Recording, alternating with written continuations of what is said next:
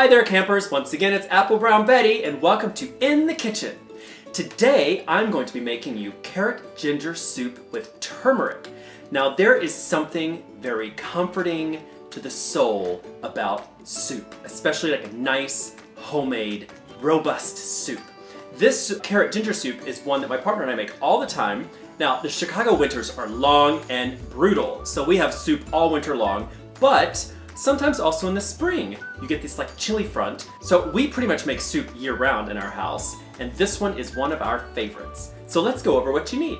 You need 2 pounds of carrots, 3/4 cups ginger, peeled and chopped, 2 tablespoons turmeric, 1 tablespoon chili flakes, 1 tablespoon fresh thyme, 3 cups of broth, a can of coconut milk, and salt and pepper to taste. Now, the market had these fun-sized carrots, so I picked up a couple of them, and I'm gonna use these for the soup. Double your pleasure, double your fun.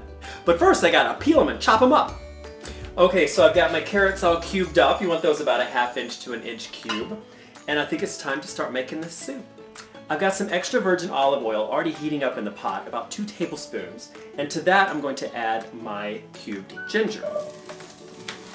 This, you just want to cook for a few minutes to soften them up a little bit.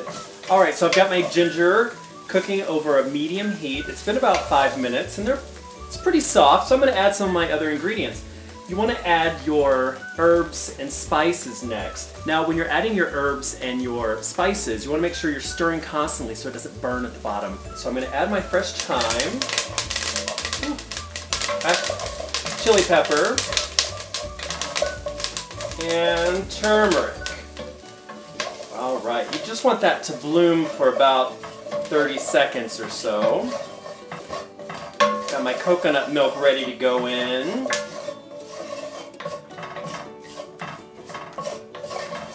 All right. Oops, splattered a little bit. Okay, that was the can of coconut milk. And I'm gonna add my carrots next. And then the broth. Give that a little stir, and I'm gonna add a little salt and pepper. You know, with a lot of cooking, this comes down to personal taste. So how salty you want it, how much pepper, how much turmeric, how much chili peppers. This is all just trial and error. You can make it and then decide if you wanna tweak it a little bit. All right, so what I'm going to do now is I'm gonna get this up to boiling. And then once it's up to boiling, I want to turn it down to simmer and let it simmer until the carrots are just fork tender. Okay, so here's a couple of little tips and notes for you. You'll notice we used the dried turmeric today, but this soup is really good if you can find the fresh turmeric root in your grocery. Not all grocers have it, but if you do find it, then you want to chop that up and peel it and add it with the ginger. So another thing is sometimes when you go to the grocery store to buy herbs like fresh thyme, you end up buying a package that's so much more than you need. Now what I've done is I like to just take the leftover thyme, tie a little twist tie on it, and hang it upside down, and this will dry in a couple of days, and then you've got dried fresh thyme to use for all of your recipes. Now we actually have an herb garden on our porch in the summer, and at the end of summer I like to take all the leftover thyme that I haven't used and do this very thing. It works like a charm. Also matches my outfit. Okay, it's just been under 30 minutes and I think it's done. Now you'll want to check on this as it cooks and stir it occasionally. A lot of the timing will depend on how big you cut the carrots. Obviously the smaller carrots will cook faster, the bigger carrots will take a little bit longer to cook. But once it is all cooked up, and like I said, fork tender, you need to make soup out of it. This I guess could be a stew, but it's not a soup. Now I happen to have this very handy vibrating immersion blender that I'm going to make the soup out of it. So if you happen to have one of these, it's very handy. Turn that off. If you don't, you can also do this in a regular old blender. So with this, you want to make sure it's submerged, and you just grind it up.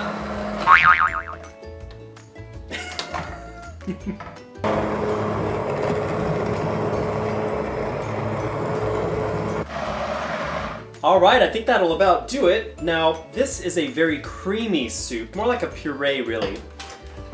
What you want to do now is you want to taste it. See if your seasoning is right. I think you can use a little more pepper. You may want to add more salt. I personally don't like my things very salty. I'd say this is fit for Goldilocks because it's just right. Nothing like a creamy bowl of hot soup. Now I like to add a little dollop of sour cream and a little bit more fresh thyme to it, and makes it really creamy and delicious. Now this soup is thicker than a lot of soups. It's more like a puree, like I said. Now this soup has a little bit of a kick to it. That's because of the chili flakes we put in, but also the ginger root, as it cooks down, will release a lot of heat as well. So if you don't like things too spicy, you can either reduce or omit the chili flakes if you like. And you know what else is great about this soup? Did you know that turmeric and ginger are both natural antioxidants and anti-inflammatories? So you can be healthy while you warm yourself up from the inside out. I hope you've enjoyed this recipe. We'll see you soon.